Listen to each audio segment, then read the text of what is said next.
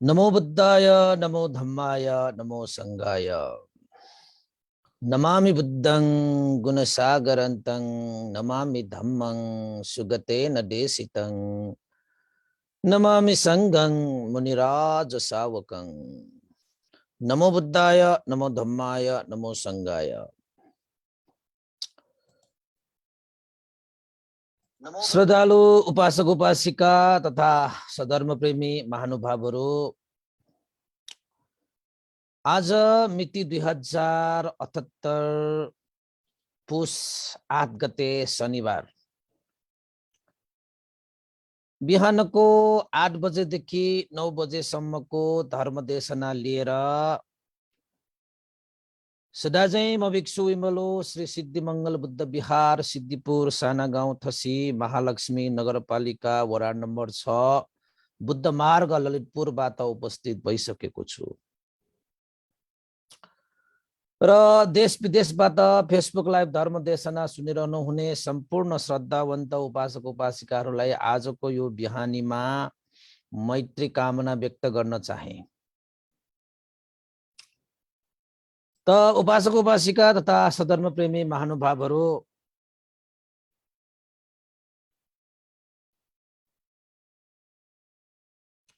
आज पनि एउटा प्रेरक प्रसंग लिएर म उपस्थित भएको छु।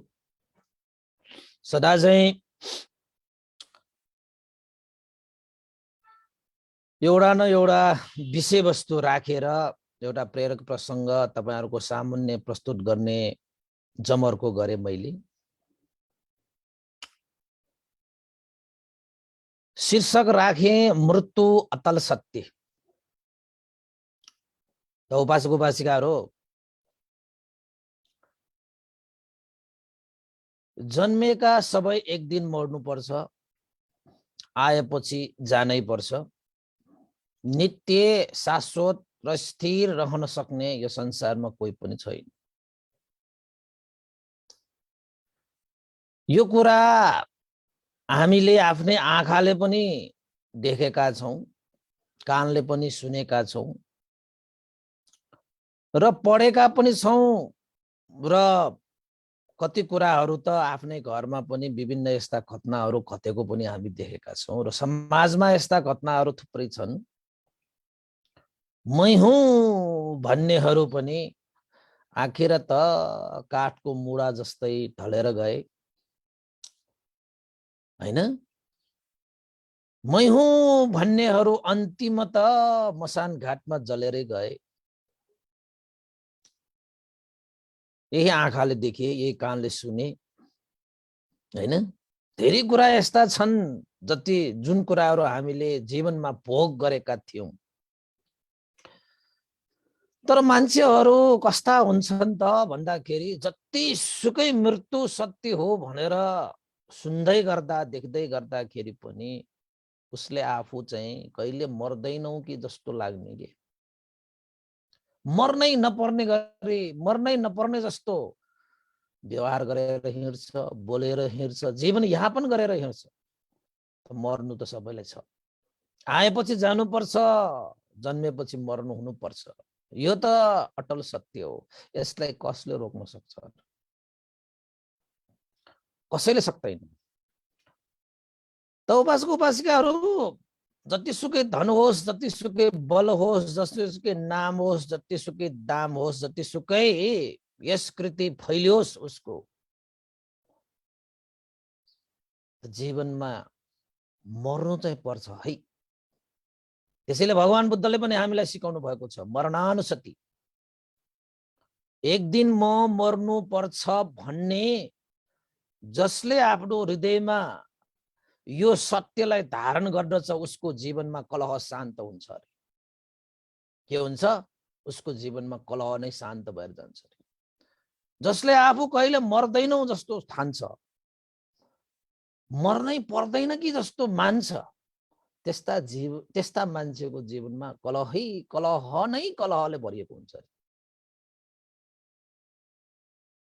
कलह नै कलहले भरिएको हुन्छ। तपाई मान्नुहुन्छ नि त्यसलाई? यदि तपाई त्यो कुरालाई मान्नुहुन्छ भने तपाईले सत्यलाई ग्रहण गरिरहनु भएको छ। यदि तपाईले त्यो कुराले मानिरहनु भएको छैन भने तपाई असत्यमा उभिरहनु भएको छ। असत्यको परिणाम के हुन्छ तपाईलाई राम्रोसँग थाहा छ र सत्यको परिणाम पनि के हुन्छ भन्ने तपाईलाई राम्रोसँग थाहा छ। तपाईलाई राम्रोसँग थाहा छ। त्यसैले के घमण्ड गर्नु, के अभिमान गर्नु, के लोभ गर्नु, के लालच गर्नु, आखिर जाने खाली हात आए जस्तै खाली हात जाने हो। आखिर एक्लै आए जस्तो एक्लै जाने हो, हैन? त्यसैले यो संसारबाट खाली जाने, एक्लै जाने, यो लोकबाट परलोकमा जाने त मान्छेहरूले चाहिँ के सोच्नु पर्यो त भन्दाखेरि यो लोकबाट परलोकमा जाँदाखेरि मलाई बाटो खर्च छ कि छैन, मसँग बाटो खर्च भयो कि भएन, मैले बाटो खर्च कति जम्मा गरेँ, यो कुरालाई ध्यान राखेर, यो कुरालाई मध्यनजर राखेर हामीले आफ्नो जीवन यापन गर्न सकियो भने पक्कै पनि त्यस्ता जीवनहरू सफल हुनेछ, सार्थक हुनेछ, सार हुनेछ, त्यसको औचित्य हुनेछ। नत्र भने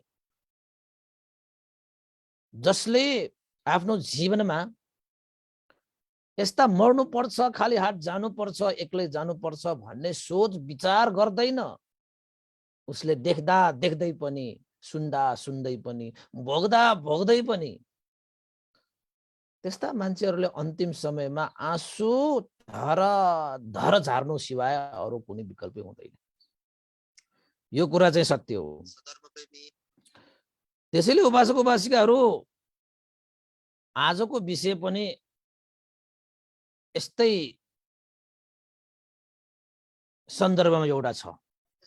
आजको विषय पनि यस्तै सन्दर्भमा एउटा छ। तपाईहरुलाई मैले सुनाइहालु।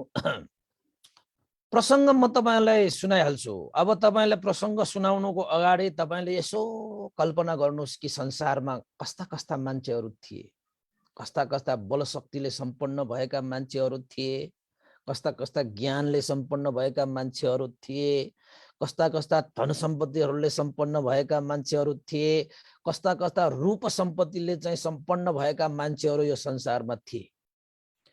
ती सम्पूर्ण मान्छेहरू आज हाम्रो सामुन्ने छ कि छैन? उनीहरू सबै एक न एक दिन आगोको सिरानी राखेर आफ्नो जीवनलाई खरानी बनाएर गए कि गएन? धन धन भन्दै दिन रात धाएका मान्छेहरू अन्ततः निधन भयो कि भएन? हैन? आफ्नो जीवनलाई सुवर्ण सुवर्ण सुवर्ण भनेर चाहिँ सुनै सुनले ढाकेर गए बसेका मान्छेहरू, सुवर्ण सुवर्ण सुवर्ण भएका मान्छेहरू अन्ततः जीर्ण भयो कि भएन? जीर्ण भयो कि भएन? म त जिन्दगीमा बलवान बलवान बलवान बलवान भनेका मान्छेहरू अन्ततः खरानी भएर जलमान भयो कि भएन?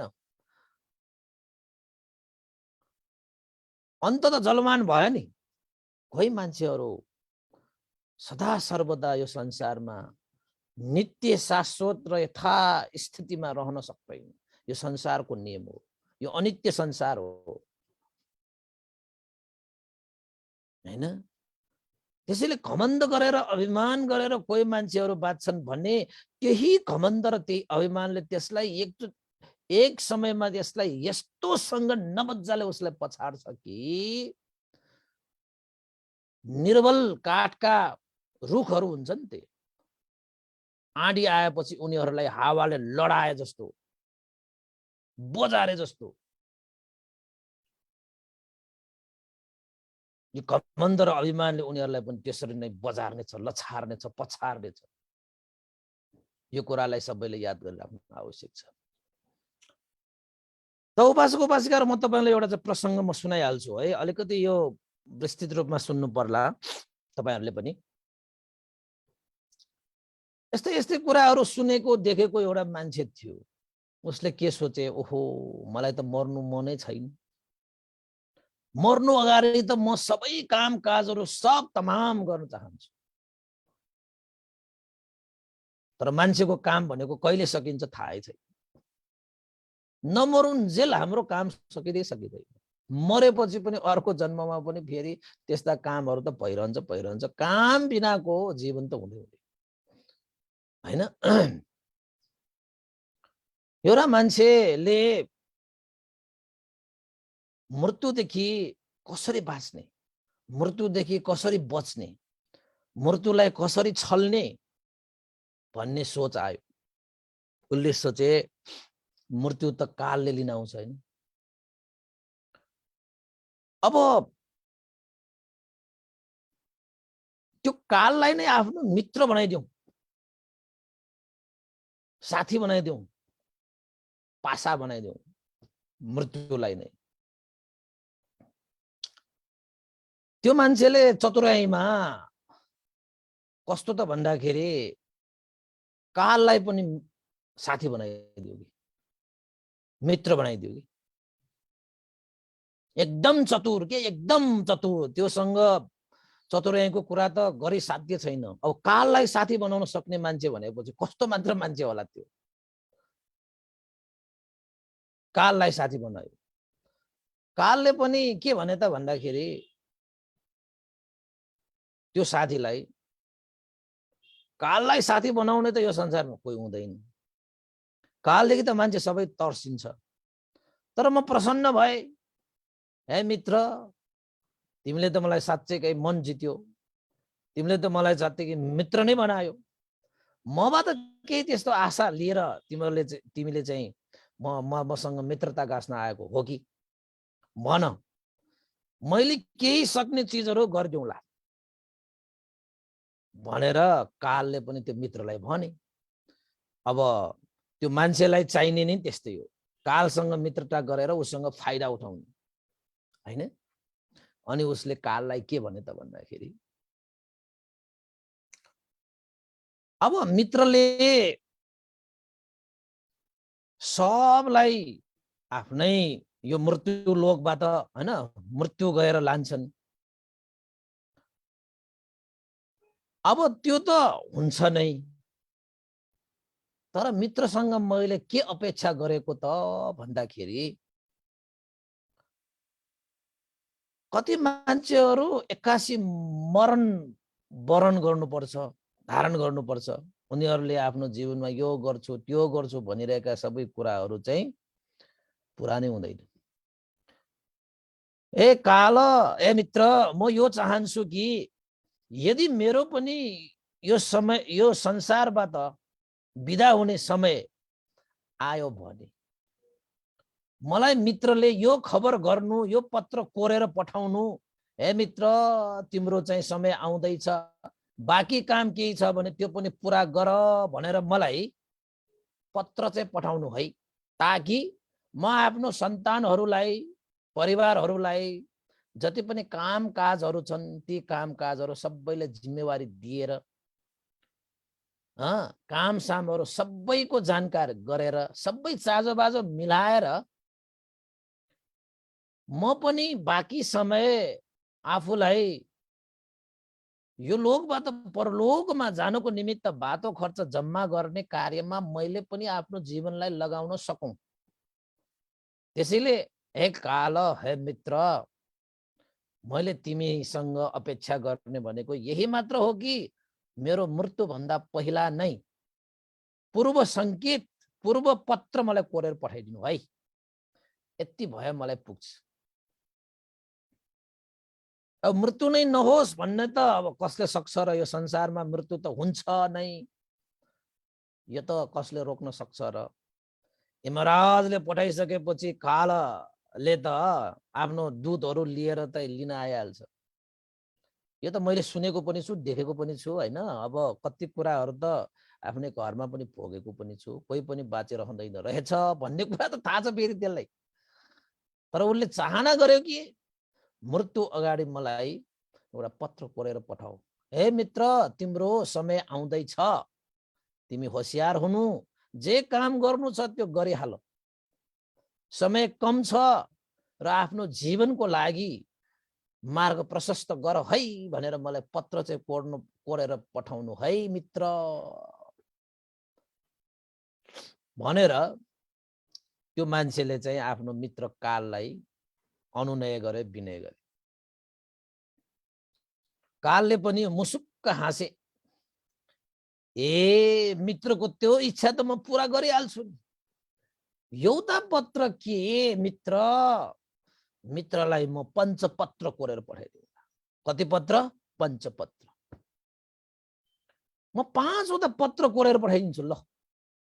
एउटा पत्र आए पनि, दुईटा पत्र आए पनि, तीनटा पत्र आए पनि, जुनसुकै पत्र आए पनि म यो सचेत गर्छु कि हे मित्र समय आउँदैछ है, समय आउँदैछ है मित्र,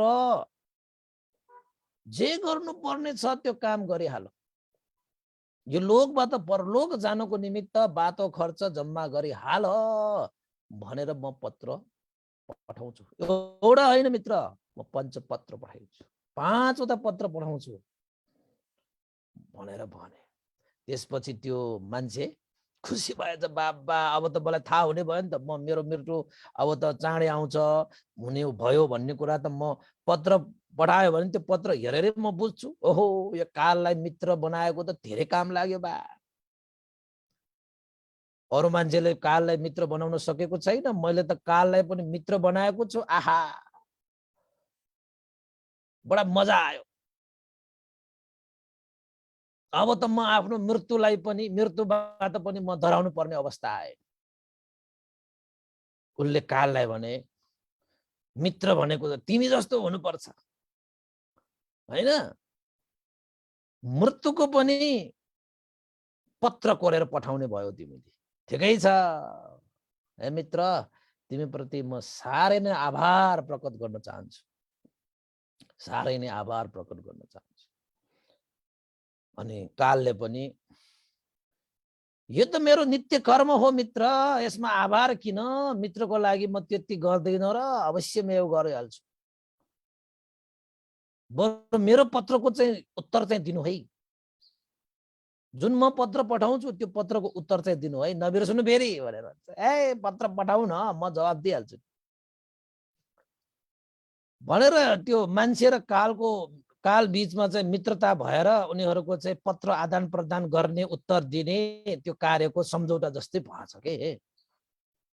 अनि त्यसपछि समय त अब बितेर गइहाल्छ, समय भनेको त रोकिँदैन, समय त बित्दै गयो। त्यो मान्छेलाई लाग्यो कि उसलाई पहिला त मृत्युदेखि साह्रै डराउँथ्यो, दिनमा मर्छ कि रातमा मर्छ कि हैन, सुतिरहेको बेलामा अब सुतेपछि भोलि बिहान उठ्न पाउँछ कि पाउँदैन, उठेर बाहिर गएपछि अब घरमा आउन पाउँछ कि पाउँदैन, उसलाई हरेक दिन चिन्ता हुन्थ्यो, म मर्छु कि के हो, मर्छु कि के हो, मृत्यु कहाँनिर कसरी आउँछ थाहा हुँदैन। त्यसैले मृत्युदेखि भयभीत थियो त्यो मान्छे। तर अब कालसँग मित्रता गाँसिसकेपछि कालले त के भनेको थियो, मृत्यु हुन पूर्व म पत्र पठाउँछु भनेर वचन दिएर गएको कारणले गर्दाखेरि त्यो मान्छे ढुक्क भयो कि मेरो मित्रले पत्र पठाइहाल्छ, अब म किन डराउनु भनेर उसले चाहिँ मृत्युदेखि पनि ऊ अलिकति डराउन छाड्यो क्या। त्यहाँदेखि समय त बित्यो, आफ्नै तालमा समय बितिरहेको थियो।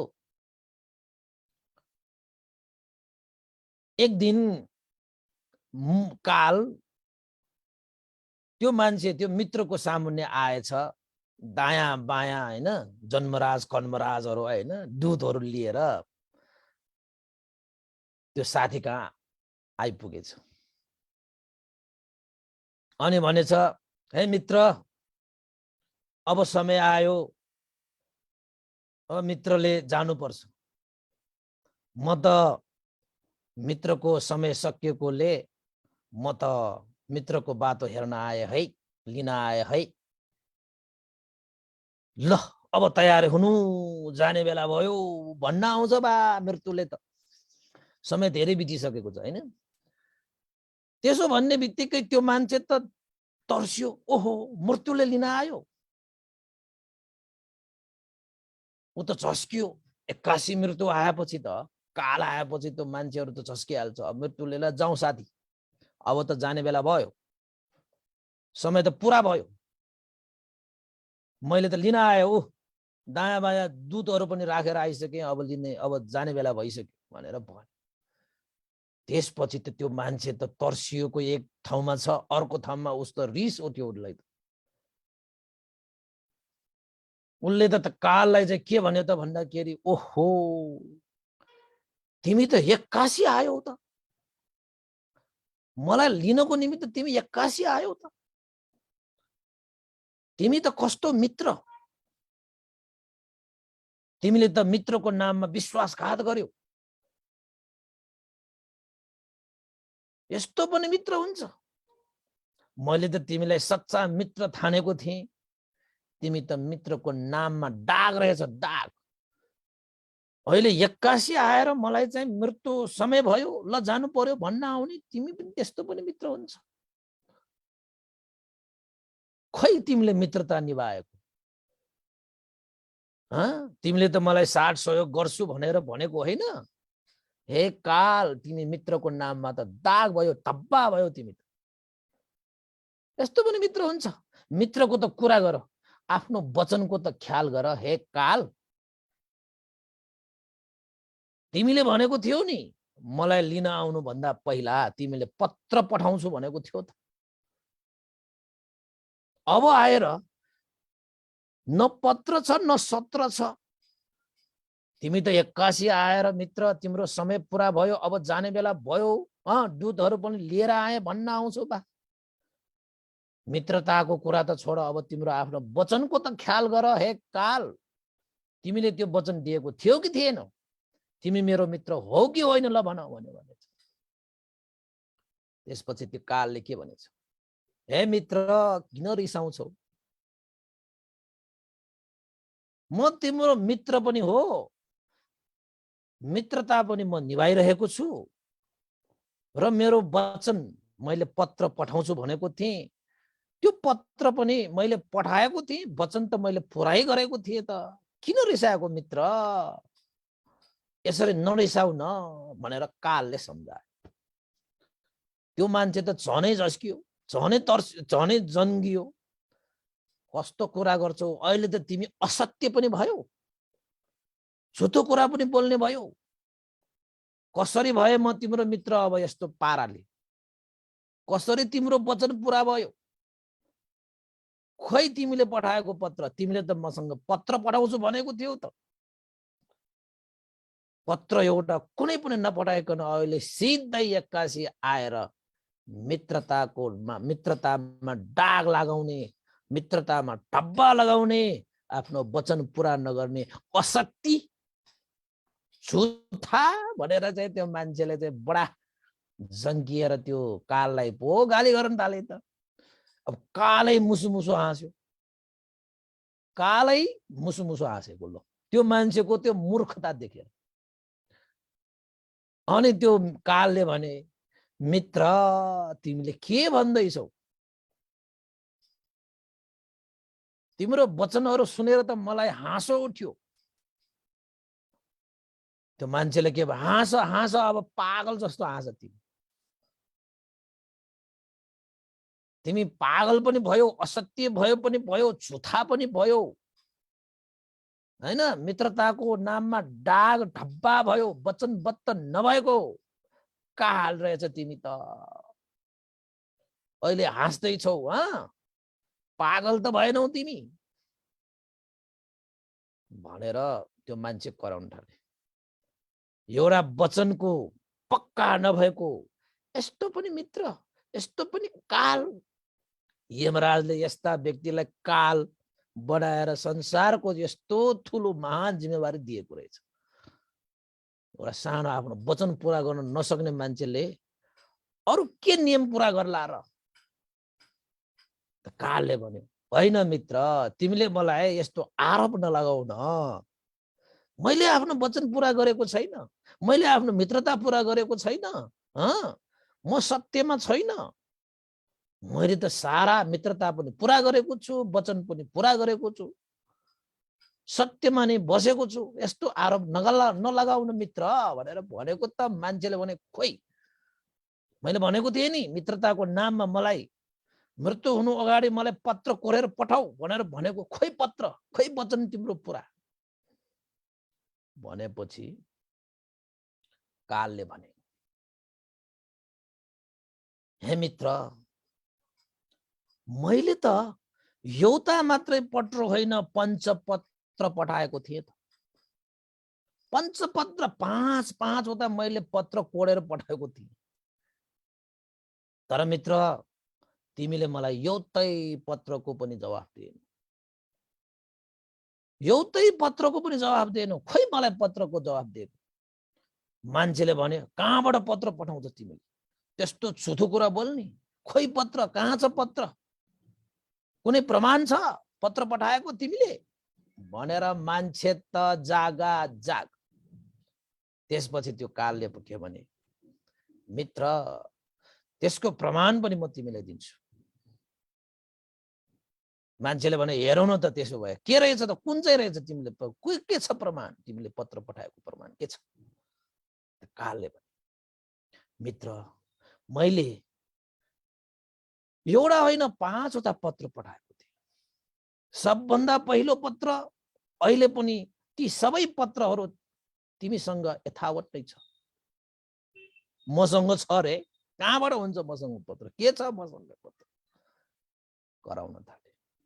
कालले भने, मित्र, जुन तिम्रो टाउकोमा जुन केस, सेतो केस छ नि,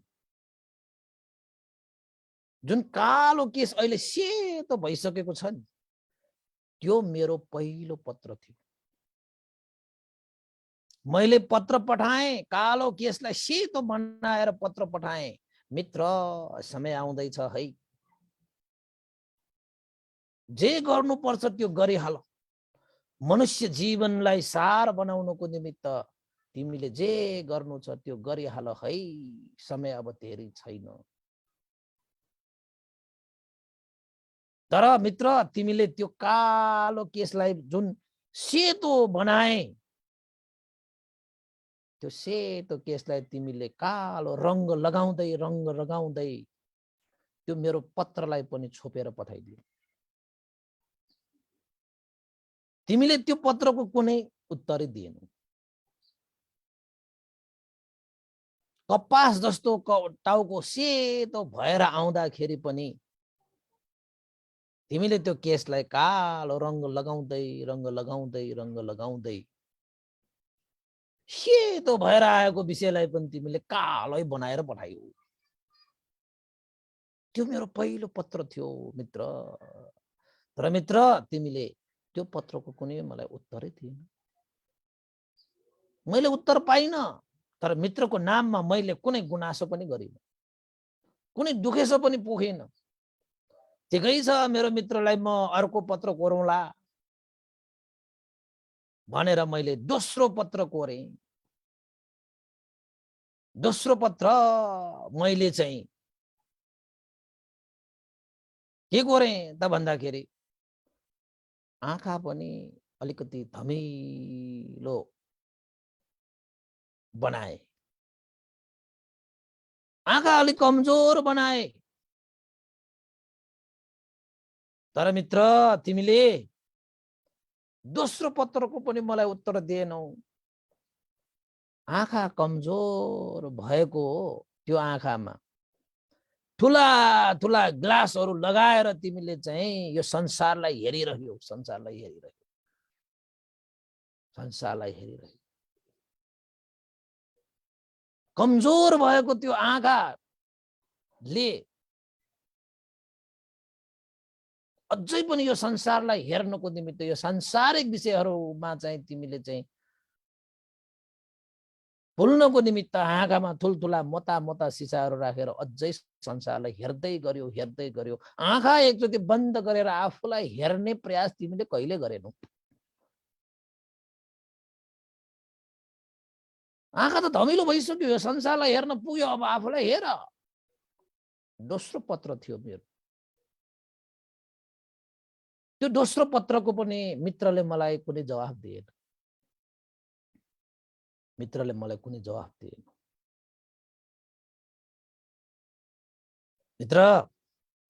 मित्रको नाममा मैले त्यहाँ पनि रोकेँ र सोचे मित्रलाई म अर्को पनि पत्र पढ्दियो होला। के छ र? कालो केसलाई सेतो बनाएर यो पहिलो पत्र पठाएँ, तर त्यो सेतो केसलाई चाहिँ कालो रंग लगाएर सेतोलाई कालै बनाइदियो। कालोमै रमाइयो जिन्दगी। हो, यो केस सेतो भए जस्तै अब मैले आफ्नो जीवनलाई सेतो बनाउनु पर्छ भन्ने कार्यमा लागेनौ। सेतो भइसकेको केसलाई नै कालो बनाए जस्तै जिन्दगी यस्तै कालोमै रमायो। आँखा धमिलो भयो, आँखा देखिन छोड्यो, यो संसार हेर्न पुग्यो, अब आफूलाई हेर भन्ने सन्देशका साथ मैले दोस्रो पत्र कोडेँ। तर आफूलाई हेर्नु त कता कता मोटा मोटा सिसाहरू राखेर यो आँखाले संसार हेर्दै बस्यो, संसार हार्दै बस्यो। आफूलाई हेर्ने समय कहिले पनि छुट्याएन। मेरो दोस्रो पत्रको पनि के रहेनछ त? उत्तरै आएन त मित्र। ठिकै छ, म तेस्रो पत्र कोरौँला। त मैले तेस्रो पत्र पनि कोरेँ मित्र। त्यो तेस्रो पत्र के थियो त भन्दाखेरि दाँतहरू झर्न थालेको, दाँतहरू झरेको त्यो मेरो तेस्रो पत्र थियो। दाँतहरू तुपु तुपु झर्न थालिसके, पहिला जस्तो दाँतले चाहिँ चपाउन नसक्ने भइसके,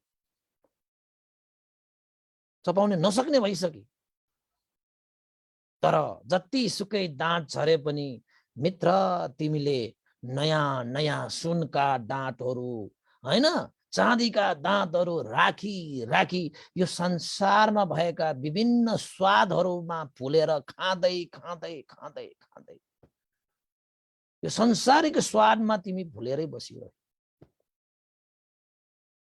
दाँतहरू झरेर अब संसारका ती विषयहरूबाट यी स्वादहरूमा नभुल, यो जीवनको स्वादमा भुल। जीवन रस पिउन सिक, जीवनलाई चपाउन सिक, जीवनलाई खान सिक, जीवनको स्वाद लिन सिक भनेर मैले पत्र पठाएँ। तर मित्र तिमीले त दाँत जति झरे पनि सुनको चाँदीको दाँत राख्दै संसारिक स्वादहरूमा भुल्दै बस्यो। मेरो तेस्रो पत्रको पनि उत्तर आएन मित्र। तेस्रो पत्रको पनि उत्तरै आएन। मित्र हो मेरो, मैले वचन दिएको थिएँ त म अर्को पनि पत्र पठाउँला मेरो मित्रलाई भन्दै मैले तेस्रो पत्रको पनि उत्तर नआए तापनि मैले केही गुनासो पनि गरिन, केही दुखेसो पनि गरिन। मैले अर्को पत्र पढेँ। त्यो अर्को पत्र भनेको के हो त भन्दाखेरि मित्र, शरीरमा विभिन्न रोगहरू आए, रोगहरू फैलाए। कहिले के रोग, कहिले आँखा दुख्ने, कहिले कान दुख्ने, कहिले मुखमा खटरा आउने, कहिले टाउको दुख्ने, कहिले हात दुख्ने, कहिले खुट्टा दुख्ने, कहिले श्वास प्रश्वास, कहिले भित्र सारा कति रोगहरू आए। त्यो मेरो चौथो पत्र थियो मित्र। यो शरीर रोगको खानी हो, जताततै रोगै रोग छ। सदा सर्वदा यो शरीर हत्ता कत्ता भइरहँदैन नि। यो शरीरमा त रोग निम्तिन्छ। रोगले कुन चाहिँ बेलामा हामीलाई, कुन चाहिँ रोगले कसरी हामीलाई दुःख दिन्छ, कुन चाहिँ रोगले हामीलाई लान्छ, ठेगानै छैन। जुनसुकै रोगले पनि मान्छेलाई लान सक्छ, मृत्युसम्म पुर्याइदिन सक्छ। तर हे मित्र, तिमीले ती रोगहरूसँग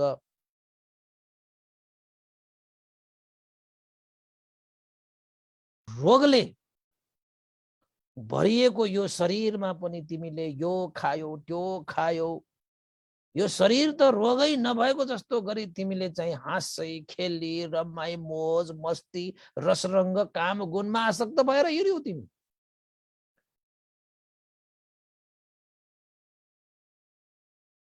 तैपनि मैले गुनासो गरिन, कुनै पनि मैले दुखेसो पनि पुगेन। मेरो मित्र चौथौ पत्रको पनि मेरो मित्रले मलाई कुनै उत्तर दिएन भनेर मैले कहिले गुनासो गरिन। यस्तो यो चाहिँ रोगले चाहिँ भरिएको यो शरीरबाट विभिन्न औषधिहरू खाँदै दबाउँदै यो शरीरबाट, यो शरीरलाई हुने नहुने रोग हुन्छ शोक हुन्छ थाहा हुँदा हुँदै यो शरीरमा तिमीले खानु हुने पनि खाए, खाना नहुने पनि खाए, जानु हुने ठाउँमा पनि गए, नहुने ठाउँमा पनि गए, यो शरीरले के गर्नुहुन्छ कसो गर्नुहुन्छ त्यो पनि गरे। संसारिक माया मोहमा यो शरीरलाई भुलाएरै बस्यो। यो शरीर यस्तो रोगको यो शरीरबाट कहिले कसरी म पार तर्न सकूं भनेर यो शरीरबाट कुनै त्यस्तो तिमीले कर्मै गरेनौ। मात्र यो शरीरलाई कसरी सुख राख्ने, कसरी यसलाई चाहिँ सहेलमा राख्ने, यही दौरानमा, यही रफ्तारमा तिमी दौडिरह्यो। जबकि यो शरीरलाई जति सुकै मेहनत गरे पनि यो रोग शोकबाट निवारण गर्न सक्ने क्षमता कसैसँग थिएन। तर तिमी भने त्यस्तोमा लागि परेका छौ।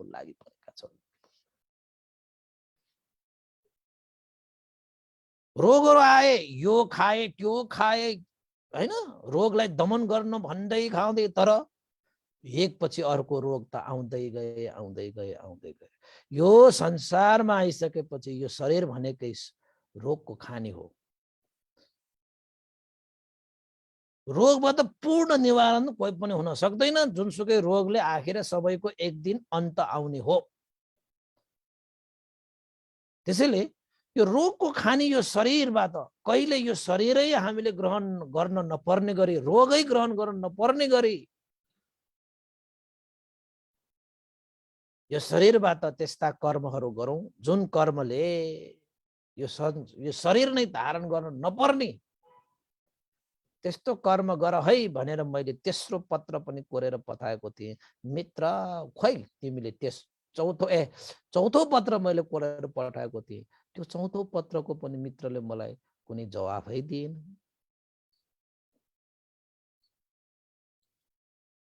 तर मैले गुनासो गरिन। मेरो मित्रले त्यत्रो पत्र कोरे पनि मलाई एउटै जवाफ दिएन। मैले कुनै गुनासो गरिन, दुखेसो पनि गरिन। यो संसारको मान्छेहरूको यो स्वभाव हो भन्दै मैले तार्दै मैले अन्तिम पत्र कोडे। हे मित्र, मैले अन्तिम पत्र पनि कोरे। त्यो पत्र पनि अहिले तिमीसँगै छ। त्यो पत्र त के हो त भन्दाखेरि जीर्णता हो, वृद्धता हो, अशक्तता हो। हेर तिमीले आफ्नो शरीरलाई, पहिला तिमी कस्तो थियो, अहिले कस्तो छ। कति बलियो थियो तिमी, अहिले कस्तो छ। तिम्रा मुहारहरू हेर ऐनामा, पहिला तिमी कस्तो थियो, अहिले कस्तो छ। चाउरी परिसक्यो, नसाहरू देखिन थालिसके। अब उठ्नको निमित्त पनि कसैको भर चाहिन्छ, बस्नको निमित्त पनि कसैको भर चाहिन्छ। उठेपछि बस्न गाह्रो, बसेपछि उठ्न गाह्रो। आफूले मनले चाहे जस्तो कतै हिँडौँ भने पनि नसकिने अवस्था भइसके, खान नहुने भइसके, लाउन नहुने भइसके हैन। छालाहरू सुकेर गइसके, जिउहरू गलेर गइसके, जीर्ण भएर गइसके, अशक्त भएर गइसके, वृद्ध भएर गइसके। तैपनि हे मित्र, तिमीहरू राम्रा राम्रा लुगाहरू भन्दै, मूल्यवान मूल्यवान वस्त्रहरू भन्दै आफ्नो यो शरीरलाई ढाक्दै जवान देखिन खोजिरहेका छौ। जवान कति ढाक्छौ? यो शरीरलाई मूल्यवान हीरा मोती ज्वारलाल पन्नाले यो शरीरलाई ढाके पनि जवानी त फर्केर आउँदैन। वृद्ध त हुनु छ, अशक्त त हुनु छ, जीर्ण त हुनु नै छ। जति सुकै हीराले ढाकोस्, मोतीले ढाकोस्, जस्तो सुकै मूल्यवान वस्त्रले यो शरीरलाई ढाके तापनि आखिर हामी भित्र भित्र जीर्ण हुँदैछ, वृद्ध हुँदैछ, अशक्त हुँदैछ। यो मेरो अन्तिम पत्र थियो मित्र, मेरो यो अन्तिम पत्र थियो। तर मित्रले त यो शरीरमा जीर्णतालाई ढाक्दै अनुहारलाई नै जसरी हुन्छ त्यसरी चाहिँ जवान देखिने गरी नाना थरीका विषयवस्तुहरू लगाएर शरीरलाई ढाकेर जवान वृद्धै नभएको जस्तो गरी हिँड्यौ। तर कोही पनि यो संसारमा सदा जवान भएर बस्न सक्ने क्षमता कोसँग छ? यो त संसारको नियम हो।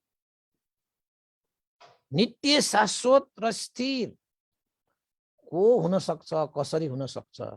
यो संसार त अनित्य हो। जीर्ण त सबैलाई हुनु छ, जरा हैन, वृद्ध त हुनु नै छ। वृद्धता भइसकेपछि हाम्रो शरीरले मात्रै होइन, मस्तिष्कले पनि काम गर्न छोड्छ। हातले, खुट्टाले, आँखाले, नाकले, कानले, टाउकोले, मुखले, सारा शरीरले सदा सर्वदा त्यस्तै मजबुत, बलियो, सशक्त भएर बस्न सक्ने क्षमता हुँदै हुँदैन। जस्तो सुकै खाओस्, सुनै खाओस्, नुनै खाओस्, तर यो शरीरले सदा सर्वदा त्यस्तै शक्ति, बल शक्ति प्रदान गरिरहन सक्छ भन्ने हुँदै हुँदैन। किन? यो संसार अनित्य छ। तर मित्र, तिमीले यो शरीरलाई ढाकिँदै ढाक्दै ढाक्दै यो वृद्धतालाई ढाक्यौ ढाक्यौ ढाक्यौ ढाकेरै जीवन बितायो।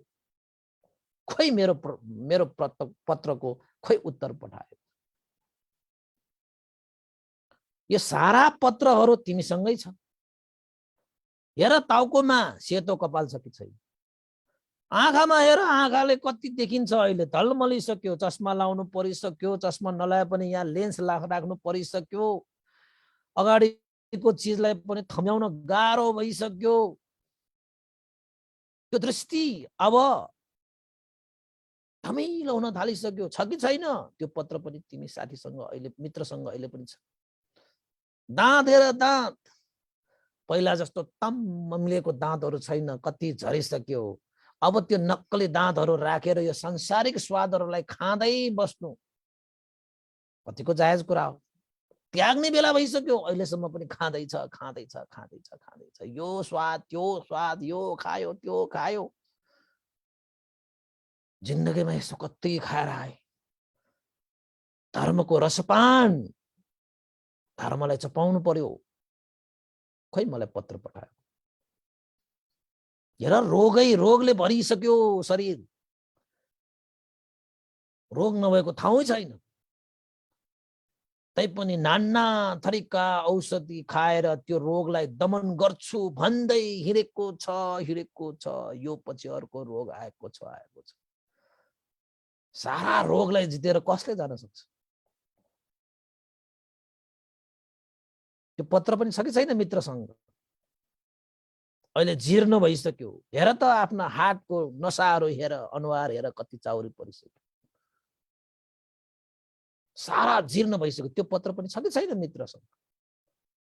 मैले एउटा होइन, दुईटा होइन, तीनटा होइन, चारटा होइन, पाँचवटा पत्र, अरू पत्र त कति पठाए। मैले यो 5वटाको मात्रै मित्रलाई मैले भने, कति पत्र पठाए, तर मित्रले मलाई एउटै पत्रको पनि जवाब पाएन, जवाब दिएन।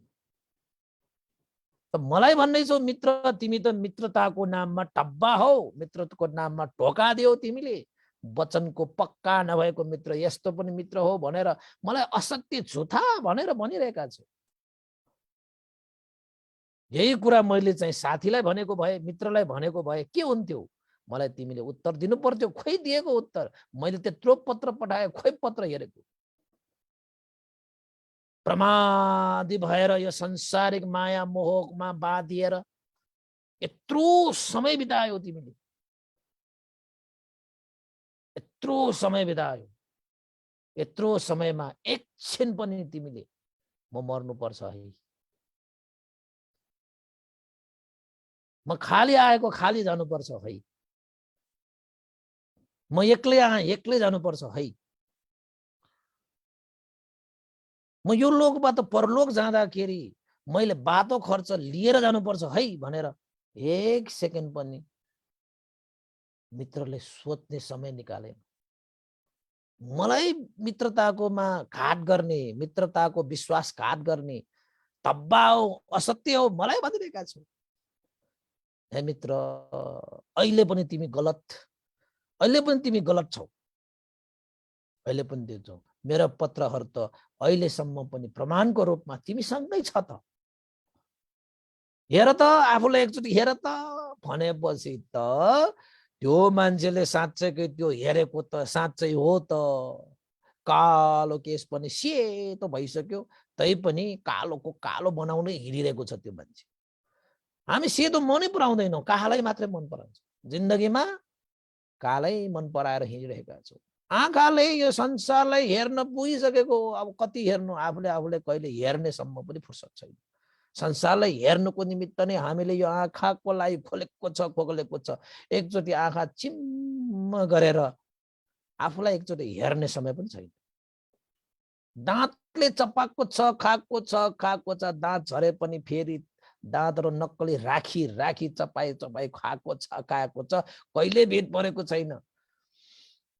तर कहिले पनि हामीले धर्मरस, धर्मलाई खान सकेको छैन। खाए कति खाए खाए, त सत्यलाई खान सकेको छैन। रोगको खानी यो शरीरलाई हामीले रोगलाई दबाउँदै दबाउँदै हैन, यो शरीरबाट यो गर्न हुन्छ कि त्यो गर्न हुन्न कि केही मतलब छैन। यो गरी हिँडेको छ, त्यो गरी हिँडेको छ। रोग पनि भन्दैन, शोक पनि भन्दैन। रोगले त के भन्छ, यो नखाऊ त्यो नखाऊ, तै पनि खाएर हिँडेको छ। यो शरीरले यो नगर त्यो नगर त्यस्तै गरिरहेकै छ। जति सुकै रोगहरू आए पनि यो शरीरले सुख भोगको निमित्त जे पनि गरेर हिँड्छन् मान्छेहरू। र अर्को कुरा, अनित्यता, जीर्णता, वृद्धता, अशक्तता देखाइसकेको छ यो शरीरले। यो शरीरलाई त हिरा मोती ज्वालाल पन्ना हैन, बहुमूल्य बहुमूल्य वस्त्रहरू लगाएर त्यो जीर्णतालाई छोपिँदै अनुहारमा पनि विभिन्न दल्दै जवान देखिँदै जवान देखिँदै जति सुकै तपाईँले चाहिँ मूल्यवान वस्त्र लगाए पनि यो जीर्णतालाई लुकाउन सक्नुहुन्न। हामी त लुकाएर हिँड्छौँ, झुक्याएर हिँड्छौँ। तर जस्तो सुकै एक दिन सक्ला, 2 दिन सक्ला, तर सत्य त प्रकट त हुन्छ त। त्यो जीर्णताले तपाईँले एक दिन पछार्छ पछार्छ। जति सुकै धनले, जति सुकै शक्तिले तपाईँले यो जीर्णतालाई छोप्न खोजे पनि त्यो सक्नेवालामा छैन। त्यो मान्छेले त देख्यो त, ओहो मेरो मित्र कालले भनेको 5वटा पत्र त मसँग छ त। ऊ त तर्सियो, लौन्न नि बाबा, यत्रो पत्र कोरेर पठाइसकेको छ, म आफैले पत्र पो नहेरेको रहेछ त। लौ खट्टम भयो। ऊ रुन थाले, कराउन थाले, चिच्याउन थाले, म बर्बाद भए। मैले केही गरेको छैन। मैले आफ्ना सन्तानहरूप्रति गर्नुपर्ने चाहिँ कामकाजहरू सबै मिलाएकै छैन। लौन कालले त मलाई लिन आइसक्यो। ऊ त रुन थाले, कराउन थाले। त्यसपछि त्यो मान्छेले के भने काललाई, हे मित्र, तिमीले पठाएको पत्र मैले कोर्नै सके, हेर्नै सकेन। बुझ्नै सकिनँ मैले उत्तर कसरी पठाउँ। बल्ल पो मैले थाहा पाएँ त मसँग त यत्रो पत्र रहेछ त। लौ न साथी, मैले त के गर्नै पाएको छैन जिन्दगीमा। भोलि गर्छु भन्दा भन्दै लौ आजै आइसक्यो, भोलि त मसँग छँदै छैन त। कहिले आइसक्यो हे मित्र, मैले यतिका सम्पत्ति कमाए, यतिका धन दौलत कमाए। हे मित्र, मलाई केही समय दियो, मलाई केही समय दियो, मित्रको नाममा मलाई केही समय दियो। र कालले भने, हे मित्र, म त वचनको पक्का, म त सत्यमा अडेको। अहिले मित्रको समय भइसक्यो, म समय दिन सक्ने अवस्थामा छुइनँ। केही समय होइन, केही क्षण पनि दिन सक्दिनँ। जाने बेला त भयो मित्र, तिमी मलाई धोका नदेऊ है भनेर कालले भने। त्यसपछि त्यो मान्छेले ओहो लो बर्बाद भयो, के गर्ने अब। उसले चाहिँ अब काललाई पनि लोभ्याउनुको निमित्त, जस्तै हाम्रो घुस खुवाउने भन्छ नि त, घुस खुवाउने जस्तो उसले के कुरा गरे त भन्दाखेरि, हे मित्र काल, मैले जति पनि कमाए यो धन सम्पत्ति म सबै तिमीलाई दिन्छु, केही समय मलाई दिऊ। यो सारा धन सम्पत्ति तिम्रै भयो, मलाई केही समय, केही क्षण मलाई दिऊ। मैले के गर्छु भनेर राखेको कुराहरू गर्न बाँकी छ, मैले केही गर्न भ्याएकै छैन। मलाई केही क्षण, केही समय मलाई देऊ, बरु यो धन सम्पत्ति सबै तिमीलाई दिऊ। काल त हर हाँस्न थाल्यो। हे मान्छे, तिमी त मित्रको नाममा तिमी पो धब्बा भयो त। तिमी आफ्नो मित्रलाई यसरी चाहिँ लोभ्याउनु खोजिरहेका छौ, त्यो पनि धन सम्पत्ति दिएर। हे मित्र, यो धन सम्पत्ति त मेरो लागि ठुलो भन्दा पनि केही ठुलो छैन, ठुलो हो, ठुलो मैल हो त्यो मेरो लागि त। परलोकमा यस्ता धन सम्पत्तिको कुनै औचित्य नै छैन। तिमी मलाई यस्तो धन सम्पत्ति देखाएर मलाई लोभ्याउनु खोजिरहेका छौ। अरे मित्र, तिमी कति मूर्ख छौ, यस्तो मूर्ख्याइ नदेखाउ न। तिमी त कालको साथी पो हौ त। मित्रतालाई अलिकति इज्जत देऊ, मित्रतालाई अलिकति इज्जत देऊ। कतै कालले चाहिँ धन लिएर कसैलाई एक क्षण समय दिन सक्ला र? त्यो होला र? त्यो त हुनै सक्दैन मित्र।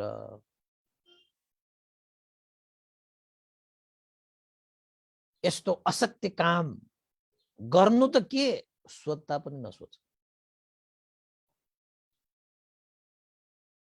तिम्रो धनले जीवनको एक समय पनि किन्न नसकिने यो धन सम्पत्ति कमाएर तिमी बसिरहेका छौ, जुन धन सम्पत्तिले तिम्रो जीवनको एक समय, एक क्षण पनि तिमीले किन्न सके। मित्र, अब तिमीले जानुपर्छ। मित्र, अब तिमीले जानुपर्छ। सत्य कुरालाई स्वीकारेर तिमी अब जानुपर्छ। जति तिमीले अस्वीकार गर्यौ त्यति तिमीलाई नै दुःख हुने हो। मित्र, तिमीलाई दुःख भएको म हेर्न चाहन्न, त्यसैले यो कुरालाई स्वीकार। म मर्नु छ, म जानु छ, अहिलेको अहिले, एकछिन यता एकछिन उता पनि होइन। कालले जुन बेला भन्यो त्यही बेला म जानु छ भनेर स्वीकार मित्र, स्वीकार। तिमीलाई पीडा भएको, तिमीलाई दर्द भएको, तिमीलाई गाह्रो भएको म हेर्न सक्दैन, किनकि तिमी मेरो मित्र हौ। कसले भने? कालले भने।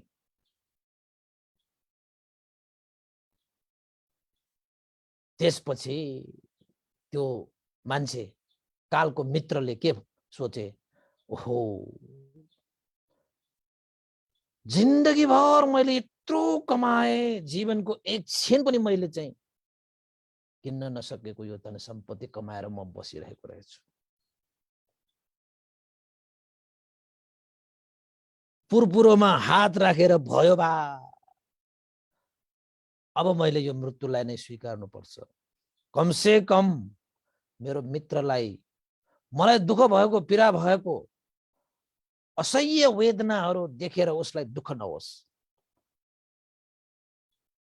भनेर मित्रको त्यो कालको अगाडि हात जोडेर, ठिकै छ मित्र, मैले बुझेँ, अब आइन्दा पनि मैले मनुष्य जीवन पाएँ भने यो कुराले अवश्य पनि म याद गर्नेछु। ठिकै छ मित्र, जस्तो उचित छ त्यस्तै गर भनेर हात जोडेर त्यो मनुष्य, त्यो मित्रले काललाई याचना गरेपछि कालले पनि एक सेकेन्ड पनि नकुरिकन कालको जुन कर्तव्य छ, कुन धर्म छ, उसले त्यो मनुष्यलाई टिपेर, हैन, दूतहरूलाई पठाएर त्यो मनुष्यलाई टिपेर आफ्नो कर्तव्य धर्म अनुसार उसले जहाँ लानुपर्ने हो त्यहाँ लगे, त्यहाँ लगे। त उपासक उपासिकाहरू चाहिँ कथा यहीँ टुङ्गिन्छ, प्रसङ्ग यहीँ टुङ्गिन्छ। यो कथाले तपाईँहरूलाई कस्तो सन्देश दियो, तपाईँहरूको लागि कस्तो प्रेरणा दियो? तपाईँहरूको जीवनमा पनि काल तपाईँहरूको मित्र नै हो, तपाईँको शत्रु होइन। हामीलाई मरण गर्न आउने त्यो काल तपाईँको मित्र नै हो। तपाईँ सुखी भएको हेर्न चाहन्छ, तपाईँ खुसी भएको हेर्न चाहन्छ, त्यो कालले पनि। त्यसैले तपाईँलाई दुःख नहोस्, पीडा नहोस् भनेर उसले पत्रहरू पठाउँदै गर्छन्। हे मित्र, म आउँदैछु है, जे गर्नुपर्ने गरिहाल, समय धेरै छैन, एक दिन मर्नुपर्छ, खाली हात आएको खाली हात जानुपर्छ, एक्लै आए एक्लै जानुपर्छ। यो लोकबाट परलोक जाँदाखेरि बाटो खर्च जम्मा गरिहाल है, म आउँदैछु लिन, समय धेरै छैन, गर्नुपर्ने काम गरिहाल भनेर उसले बारम्बार पत्रहरू गर्दै पठाएको छ। किनकि काल हाम्रो मित्र हो। त्यो मित्रले मित्रता निभाइरहेको छ, तपाईँ त्यो मित्रता निभाउनमा चुकिरहेको त छैन। त्यो पत्रको उत्तर दिइरहनु भएको त छ कि छैन, त्यो याद गर्नुहोस्।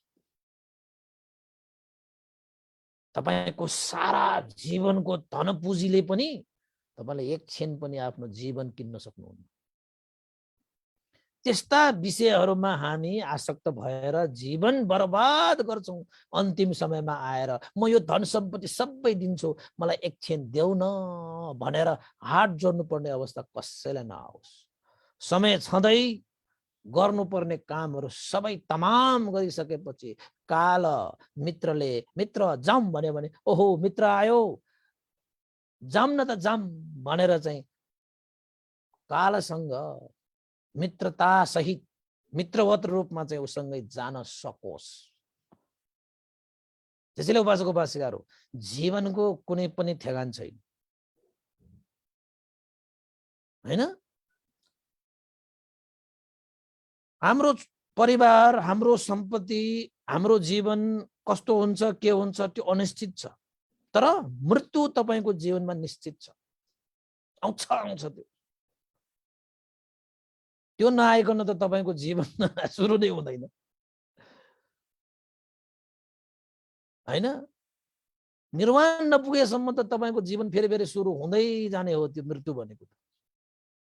त्यसैले उपासक उपासिकाहरू, हामी पनि यस्तो अवस्थामा छौँ, त्यो मित्र कालरूपी त्यो मित्रको पत्र हामीले पाइरहेका छौँ, पाइरहेका छौँ। तपाईँ पनि कहिलेकाहीँ टोपी लगाउनु भएछ भने टोपी फुकालेर ऐनामा यसो हेर्नुहोस्। मेरो मित्र कालले पहिलो पत्र मलाई पठाएन, यसो हेर्नुहोस् आफ्नो शिरमा सेतो त्यो केसहरू भयो भने तपाईँ ठान्नुहोस् पत्र आइसक्यो। आँखाले पनि अब पहिला जस्तो देखिन सक्दैन, धमिलो भएर जान्छ। ठान्नुहोस् पत्र त आयो। दाँतहरू पनि अब बलिया हुँदैनन्, झर्न थाल्छन्। सम्झिनुहोस् पत्र आयो। रोगहरूले सताउँदै ल्याउँछन्, ठान्नुहोस् तपाईँको चाहिँ पत्र आयो। जीर्ण हुँदै जान्छ, अशक्त हुँदै जान्छ, हैन? तपाईँको चाउरी पर्दै आउँछ। कति छोप्नुहुन्छ, कति छोप्ने? छोप्दा छोप्दा नै हाम्रो जीवन बित्छ, सत्यलाई हामी स्वीकार्न सकिरहेको हुँदैन। छोप्ने मात्रै काम गरिरहेको हुन्छ। केस सेतो भएर आयो त्यसलाई पनि छोप्यो, आँखा धमिलो भएर त्यसलाई पनि छोप्यो, दाँत सेतो झर्दै आयो त्यसलाई पनि छोप्यो, रोग आयो त्यसलाई पनि छोप्दै बसे बसे जीवन जीर्ण भएर आयो, अशक्त भएर त्यसलाई पनि मूल्यवान वस्त्रहरू लगाएर छोप्दै बस्दै मात्रै बसिरह्यौँ। त्यसैमा हामीले समय बितायौँ कि उपासक उपासिकाहरू। यो जीवनमा गर्नुपर्ने काम, कर्तव्य, धर्म, कर्म, सत्य, मार्ग, जीवन, यसलाई चाहिँ हामीले कमाएनौँ कि, यसलाई हामीले समय दिएनौँ कि। यो गर्नुपर्ने काम त त्यो हो नि, तर हाम्रो काम चाहिँ छोप्ने काममा मात्रै बितायौँ, त्यही काममा मात्रै अल्झेर बस्यौँ क्या हामी। र जीवन, मनुष्य जीवन धारण गरिसकेपछि भगवान बुद्धले के भन्नुहुन्छ, यो मनुष्य जीवन त दुर्लभ छ, यो जीवनलाई सार बनाउनको निमित्त गर है, दान गर, शील पालन गर, ध्यान भावना गर, कुशल धर्म पुण्य सञ्चित गर। यही हो जीवनको सार, यही हो जीवनको आधार। यो संसारिक यो माया मोहमा परेर यो संसारिक माया मोहको तपाईको जीवनको आधार बन्नै सक्दैन। यो त लौकिक सम्पत्तिहरू हो, तपाईको यात्रा त परलौकिक परलोक हो नि। परलोकको लागि पनि तपाईले आफ्नो यात्रा खर्च पनि अब जम्मा गर्न सिक। समय छँदै के ठेगान तपाईको मित्र कालजीले आज हो कि भोलि हो ह मित्र जम भन्न आउन ठेगान छैन, कुन बेला कसरी भन्न आउँछ ठेगान छैन। हाम्रो जीवनको कुनै त्यस्तो ठेगान छैन। तपाईको आज सुतेको मान्छे भोलि उठ्छ कि उठ्दैन, भोलि उठेको मान्छे पर्सि सुत्छ कि सुत्दैन, ठेगान छैन। दिनमा जानुपर्छ कि रातमा जानुपर्छ, हिँड्दा हिँड्दै जानुपर्छ कि बस्दा बस्दै जानुपर्छ, बोल्दा बोल्दै जानुपर्छ कि सुत्दा सुत्दै जानुपर्छ, ठेगानै छैन। अनि यस्तो जीवन लिएर आएको व्यक्तिहरू पनि यो छोप्ने छोप्दा छोप्दा छोप्दा छोप्दा छोप्दा जीवन बितिगयो।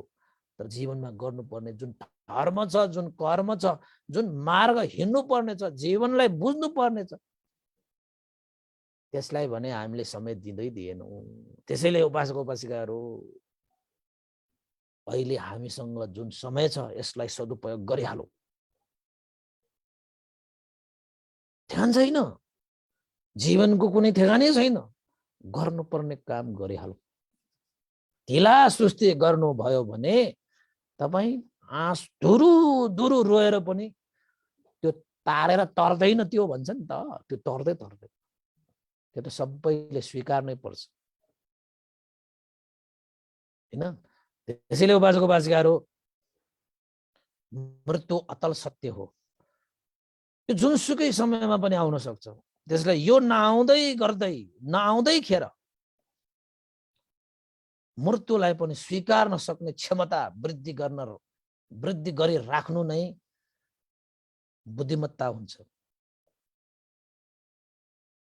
त्यसैले सक्दो दान गर, त्याग गर, शील पालन गर, ध्यान भावना गर, धर्म गर, कर्म गर, कुशल गर, पुण्य गर। पछि पश्चातापको आँसु बगाएर तपाईसँग एकछिन समय किन्नको निमित्त तपाईले जिन्दगी भर कमाएको त्यो धन सम्पत्ति पनि धुलो पिठो सरी हुन्छ। हस्त उपासक उपासिकाहरू आजको लागि यति नै गरौँ। देशना यही टुङ्ग्याए। तपाईहरुले के सिक्नुभयो, के प्रेरणा लिनुभयो कमेन्ट गर्नुस्, शेयर गर्नुस्, लाइक गर्नुस्, ताकि अरूले पनि यो प्रसङ्गलाई सुन्न पाओस् हैन, बुझ्न पाओस्, ताकि जीवनमा गर्नुपर्ने काम कर्तव्य भनेको हामीले दान शील भावना त अरु कामहरु भनेको त ती कामहरु भनेको त जीवन यापन गर्नको निमित्त जीवन यात्रामा चाहिन्छ, अरु कामहरु पनि चाहिएला। तर अनिवार्य तिनी अरु त आवश्यकताहरु हुन्, तर अनिवार्य काम भनेको दान शील भावना आदि कुशल कर्म। यसलाई स्मरण गर्नुस् र आजको उपदेशबाट तपाई यो ज्ञान लिनुस् कि जीवनमा एक दिन मर्नु छ, खाली आएको खाली जानु छ, एक्लै आए एक्लै जानु छ र यो लोकबाट परलोक जानको निमित्त यात्रा खर्च यानी कि बाटो खर्च मैले तयार पार्नु छ भन्ने शिक्षा लिन सकोस् भन्ने आशा गर्दै आजको यो देशनाबाट बिदा हुन चाहे। भवतु सब मङ्गलं। र अन्तमा अब पुण्यानुमोदन गरौँ उपासक उपासिकाहरू। आज शनिबार पुण्यानुमोदन गरौँ है।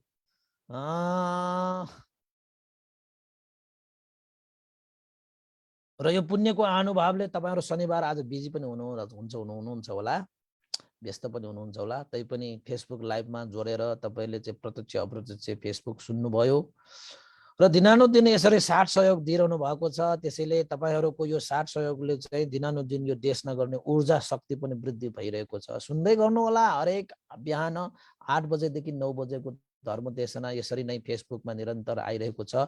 आज हाम्रो 670 भाग पुगिसकेको छ। यहाँसम्म साथ सहयोग गर्नुहुने सम्पूर्ण उपासक उपासिकाहरूलाई आयु वर्ण सुख बल प्रज्ञा सम्पत्ति प्राप्त होस्, सुस्वास्थ्य होस्, दीर्घायु होस्, निरोगी होस्, सबैको जय होस्, मङ्गल होस्, कल्याण होस् भन्दै पुण्यानुमोदन गर्न चाहे। यो पुण्यको अनुभवले श्रद्धेय गुरुवर ज्ञान पुण्य मास्तवीर बन्ते लगेर सायद उपनित विवंश लगेर सम्पूर्ण गुरुजनहरूमा यो पुण्य प्राप्त भयो। उहाँहरूको हित सुख होस् र देवता अमनुष्य र सत्व प्राणीहरू लगायत तपाईँ हामी सबैका बितेर जानुभएका ज्ञाति बन्धुहरूको लागि पनि यो पुण्य प्राप्त भई उहाँहरूको पनि हित सुख होस् भन्दै आशिका गर्दै पुण्यानुमोदन गर्न चाहे। भवतु सब मङ्गलम्। इदं नो ज्ञातिनं होतु सुखिता वन्तु ज्ञातयो। इदं नो ज्ञातिनं होतु सुखिता वन्तु ज्ञातयो। इदं नो ज्ञातिनं होतु सुखिता वन्तु ज्ञातयो। एतावता सम्मेहि सम्भतं पुण्य सम्पदं सब्बे देवानुमोदन्तु सब्ब सम्पत्ति सिद्धिया।